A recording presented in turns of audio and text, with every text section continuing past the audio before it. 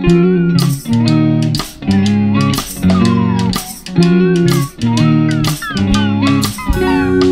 I want to start off this video with something I don't really like doing, but I feel the need to, and that's just acknowledging the fact that we've passed well over 4,000 subs here and how cool that is. I always find it can be kind of self-masturbatory when YouTubers celebrate like 1 million subs and all that, but I remember hitting 100 subs and how awesome that felt, and so hitting well over 4,000 and quick encroaching on 5,000 really feels cool, and I just appreciate you guys more than you know, and those fat YouTube checks. No, I'm kidding. It's just been a wonderful experience that's kind of helped me with my insane reading habit actually kind of serving a purpose now and building a community where I can talk about the things I love with people in the comments down below and all of that. I haven't been able to respond nearly as much as I'd like to recently just to the crazy work schedule, but without wasting any more of your time, I just want to say thank you so much. You've made me living in Alabama and kind of just having this whole new start to my life so much easier because I have this channel keeping me sane while I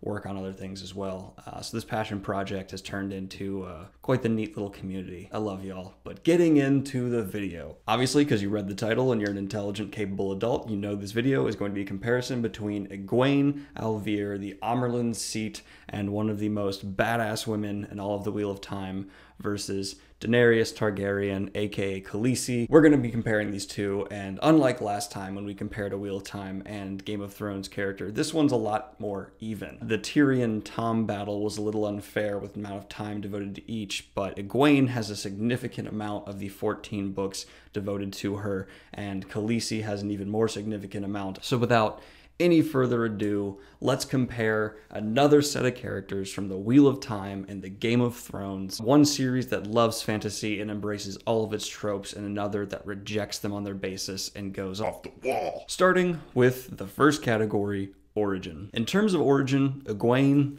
right there with the tropes. She is from a small town, she is a magic user, and has a great ability that hasn't been seen in thousands of years. It literally walks those tropes to a T. Daenerys, on the other hand, kind of subverts quite a few of them. She's kind of a more meek girl when we meet her, who slowly comes into her own and takes charge. She is the daughter of a fallen king. Her brother's a guy and tries to sell her off to a warlord for an army. It's not the happiest origin, but it's certainly more original. But what about executions of those origins? Egwene's is done pretty much flawlessly in terms of going through those tropes, but also making them interesting and having creative twists on them. That being said, so much of the beginning books are not devoted to her that her origin takes a back seat a lot of the time because we're focused on the main trio and their origins for a lot of the beginning of Wheel of Time. Meanwhile, the origins of Daenerys Targaryen, we really watch happen. We get to see this kind of more meek girl turn into the breaker of chains and all these titles and become the character we know later on.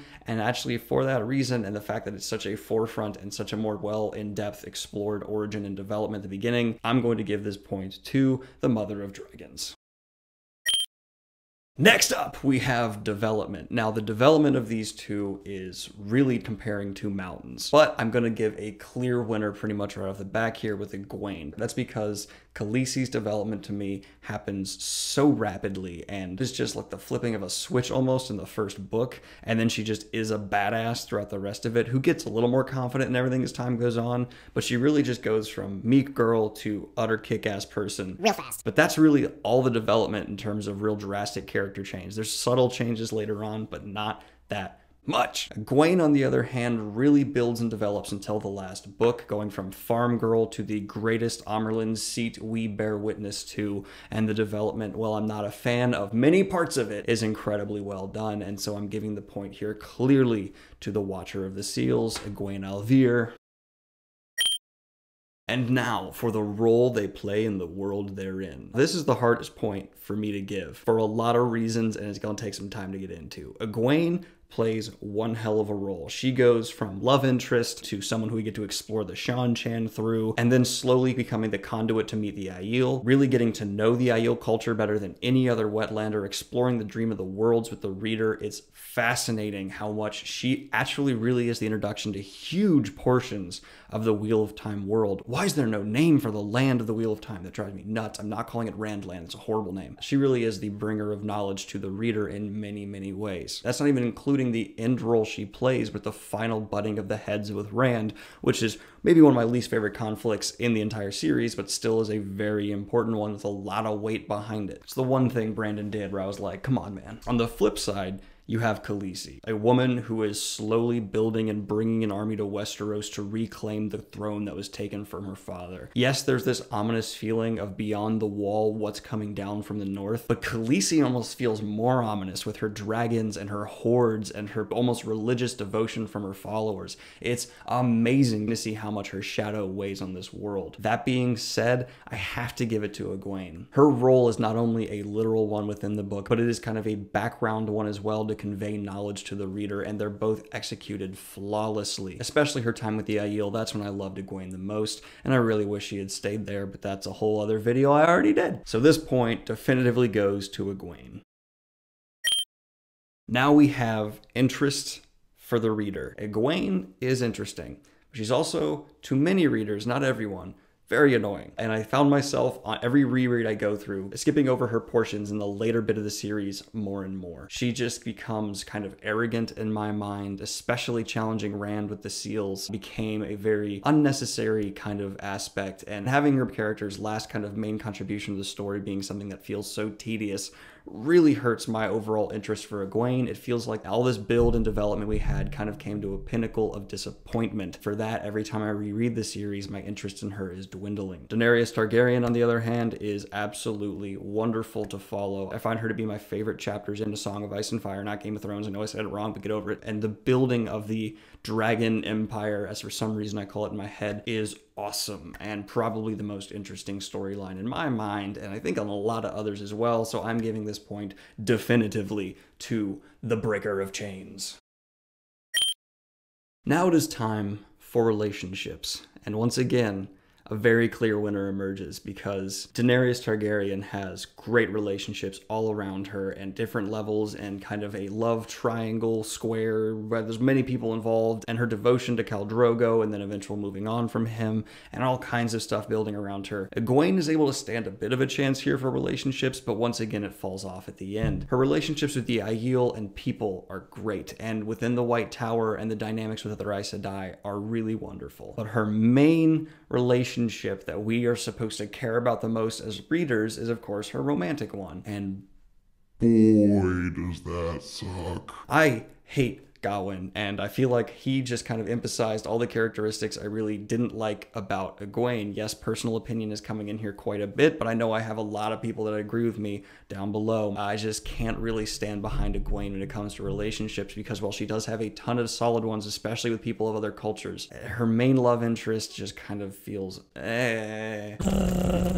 a lot of her relationship with her friends suffers when she begins to kind of bully and boss them around, and this constant waving contest she has with Nynaeve is extremely off-putting. I am giving this point, once again, to the Mother of Dragons.